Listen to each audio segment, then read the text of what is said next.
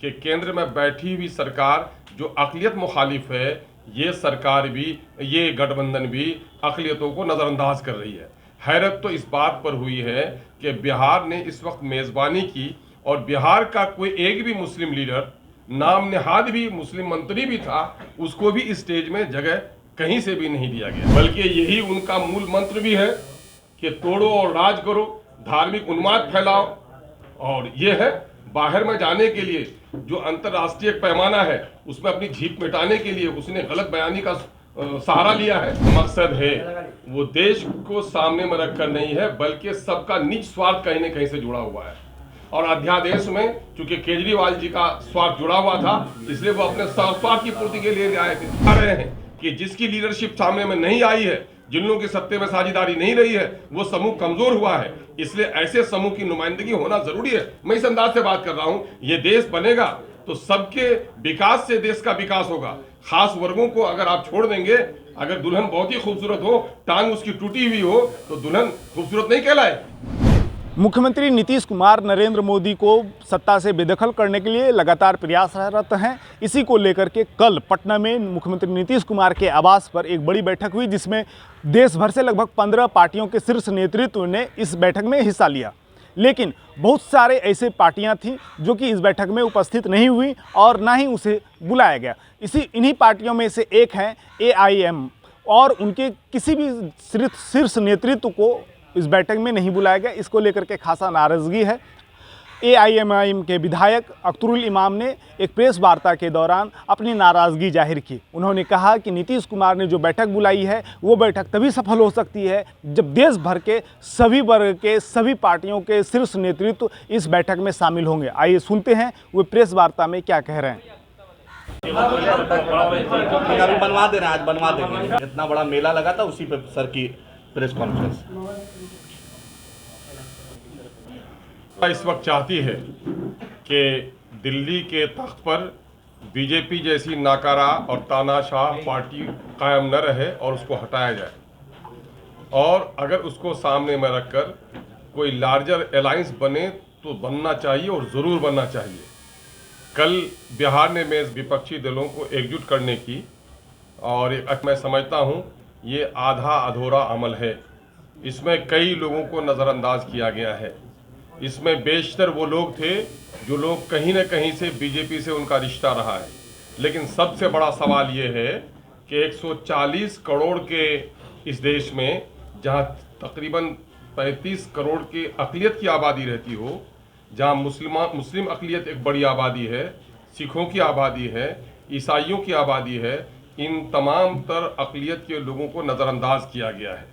मंच पर कहीं भी मुस्लिम माइनॉरिटी की तरफ से कोई रिप्रेजेंटेशन नहीं हो सका, कहीं भी सिखों की तरफ से रिप्रेजेंटेशन नहीं हो सका, न ईसाइयों की तरफ से हुआ है, न दलितों की तरफ से हुआ है। दलितों की सबसे बड़ी नेत्री अगर इस वक्त देश में है तो बहन मायावती है, उनको भी नहीं बुलाया गया है।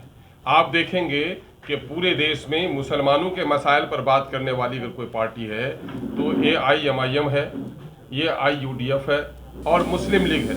आप देखेंगे कि मुस्लिम लीग को भी, आसाम की AIUDF को भी और AIMIM को भी इन लोगों ने कहीं से चारा डालने की कोशिश नहीं की है। इससे ये संकेत जाता है कि केंद्र में बैठी हुई सरकार जो अक़लियत मुखालिफ है, ये सरकार भी, ये गठबंधन भी अक़लियतों को नज़रअंदाज कर रही है। हैरत तो इस बात पर हुई है कि बिहार ने इस वक्त मेज़बानी की और बिहार का कोई एक भी मुस्लिम लीडर, नाम नहाद भी मुस्लिम मंत्री भी था, उसको भी इस स्टेज में जगह कहीं से भी नहीं दिया गया है। ये लोग कहेंगे कि कश्मीर के लोग आए थे, फारूक अब्दुल्ला आए थे, महबूबा मुफ्ती आई थी, ये पिटे हुए मोहड़े हैं, ये भाजपा के चेहरे हैं, हमको इनसे कोई लेना देना नहीं। और यह बात पूरे तौर पर साबित शुदा है कि पूरे देश के मुस्लिम मसाइल पर कश्मीर के मुसलमानों ने कभी ज़बान नहीं खोली। और कश्मीर के मुसलमानों को हम देश का हिस्सा ज़रूर समझते हैं, लेकिन मुसलमानों का नुमाइंदा कभी नहीं समझ सकते। भले ही देश के लोगों को कश्मीर के लोगों से मोहब्बत रही है, लेकिन कश्मीर के मुस्लिम लीडरों ने कभी देश के मुद्दों पर ज़बान नहीं खोली है। और देश के इस बड़े हिस्से में, यूपी में, बिहार में, आसाम में, वेस्ट बंगाल में, महाराष्ट्र में, जहाँ मुसलमानों की अच्छी खासी नुमाइंदगी है, किसी भी मुस्लिम लीडर को न बुलाया जाना, किसी भी मुस्लिम पार्टी को जगह न देना, मैं समझता हूं कि ये गठबंधन की चूक नहीं है, दानिश्ता तौर पर मुसलमानों को नज़रअंदाज करने की साजिश है। मुझे तो हैरत तब होती कि सिर्फ नीतीश कुमार ही इसमें अगुवाई करते तो कोई बात नहीं थी। नीतीश जी का रिश्ता बीजेपी से मधुर रहा है, उनका रिश्ता बीजेपी से आज भी है, मोदी से उनको बैर है। लेकिन लालू जी थे, लालू जी ने तो हमेशा माई की सियासत की। लालू जी के रहते हुए माइनॉरिटी के लोगों को इस तरह नज़रअंदाज किया गया, ये भी हमारे लिए हैरत की बात थी। हम चाहते हैं कि बीजेपी को हटाने के लिए एक लार्जर अलायंस बने, लेकिन एक ऐसा अलायंस जिसमें माइनॉरिटीज़ को, दलितों को नज़रअंदाज कर दिया जाए, मैं समझता हूं कि देश की जनता को स्वीकार नहीं होगा। फिर इससे तो यही जाहिर होता है कि स्वार्थियों की एक जमात हो सकती है, देश के आम जनों के हित में लड़ने वाला कोई समूह नहीं हो सकता है। इस बात पर मुझे हैरत भी है, ताज्जुब भी है और MIM इजहार अफसोस भी करता है।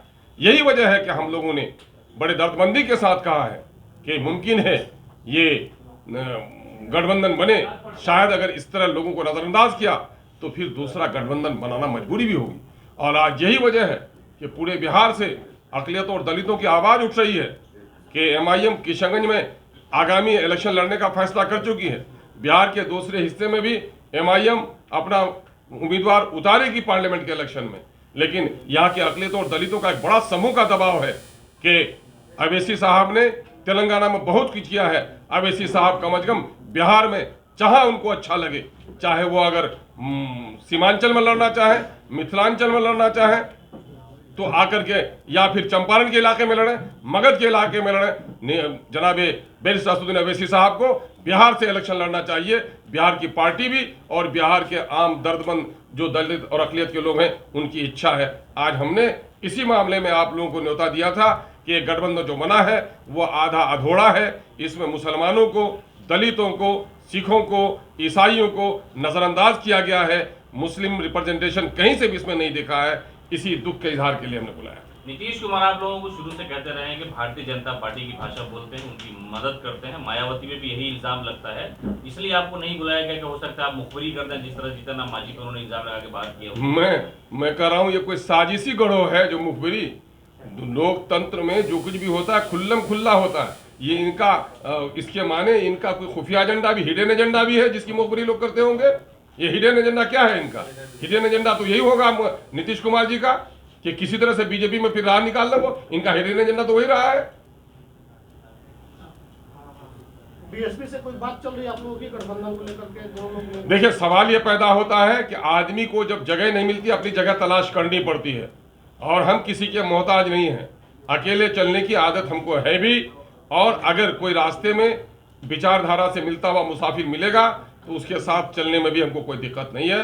और हमारे नेता इस मामले में प्रयास करते हैं, और पहले भी हम लोगों ने किया भी है, गठबंधन किया भी है ना। और अभी वो गठबंधन पूरे तौर पर टूटा भी नहीं है, हमारे साथ है, कुछ समूह जुड़े हुए। आपने कहा कि एक अलग गठबंधन बनाने की जरूरत है, तो उसमें कौन कौन से दल होंगे? मैं कह रहा हूं कि मेरा तो पहले से भी ग्रैंड अलायंस बना हुआ है। मामला ये है कि वो हमारे कुछ घटक लोग हैं, कुछ खिसक गए हैं। हम अगर जरूरत पड़ी तो हम उसको फिर अजसरेनो उसको हरकत में लेकर आएंगे। लेकिन ये जो बना हुआ है, क्या इससे आप सहमत हैं कि पूरे तौर पर पूर्ण हो गया? आप देख रहे हैं देश की बड़ी बड़ी 3 रियासतों में जहां आप देखेंगे कि आंध्र प्रदेश की नुमाइंदगी नहीं हो सकी, नहीं आ सके, वो रेडी नहीं आ सके। आप देखेंगे TRS नहीं इसमें आए। आप नहीं देखेंगे कि उड़ीसा की नुमाइंदगी इसमें हो सकी। तो ये देखेंगे कि ये अभी आधा अधूरा है। और मैं समझता हूं कि देश में कोई भी गठबंधन ऐसा बनता हो जिसमें माइनॉरिटी को, दलितों को उसकी वाजिब हकदारी नहीं अगर दिया जाए, तो मैं समझता हूं कि वो गठबंधन नामुकम्मल है। अगर अभी भी आप लोगों को बुलाया जाए दावत में तो आप लोग शामिल होइएगा उसमें? भाई, अभी बुलाया जाएगा जब वो मौसम बदलता है तो मिजाज बदलता है। हम ऐसे लालची गिरोह नहीं है कि उनके लिए मुंह उठाए हुए हैं। हमें देश के जनता की हित है कि एक लार्जर अलायंस होना चाहिए, मतलब परस्तों का, मुफाद परस्तों का, निज स्वार्थियों का नहीं। देश की जनता के लिए बलिदान देने वालों का एक समूह जमा होना चाहिए। अगर विचारधारा मिलेगा, बात बैठकर होगी तो बात आगे बढ़ सकती है। आप कहना चाहते हैं जो मुस्लिम मुक्त गठबंधन बनना? यकीनन मेरी साहब, मेरा इल्जाम ही नहीं, सबूत भी है कि बिहार ने मेजबानी की। बिहार का भी एक मुस्लिम चेहरा कहीं नजर नहीं आया। और पूरे देश के अंदर में मुस्लिम लीडरशिप जिन पार्टियों से वाबस्ता है, चाहे मुस्लिम लीग हो, ऑल इंडिया मजलिस इत्तेहाद मुस्लिमीन हो या AUIUDF हो, किसी की भी नुमाइंदगी इसमें नहीं हुई है। तो इसके माने ये है कि मुस्लिम मुक्त है या मुस्लिम विरोधी जो कह लीजिए आप इसे कह सकते हैं, क्रिश्चियन का भी कोई नुमाइंदगी इसमें नहीं हो सकी है। दलितों का एक बड़ा समूह है इसमें, उससे महरूम रह गया है। यादव को अपना नेता मानते हैं तो थे ही। जी, बिहार के मुस्लिम दलित तो लालू यादव को नेता मानते हैं तो थे उसमें। कि कब ये सर्टिफिकेट किसी ने दिया? किसने सर्टिफिकेट दे दिया? आपके कहने से ये सर्टिफिकेट मिल जाएगा उनको।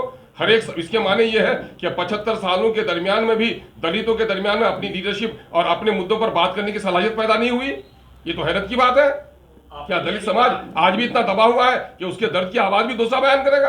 आपने ही अभी कहा कि राजनीति बोल रहे हैं। नहीं करते रहे हैं, वो करते रहे हैं। और उसने अपने कार्यकाल में जब एमआई की वकालत करते रहे थे तो मुस्लिम चेहरों को भी सामने उसने रखा, लेकिन न जाने आज लालू जी पर कहीं तेजस्वी जी का जो मिजाज है वो कहीं हावी हो गया हो।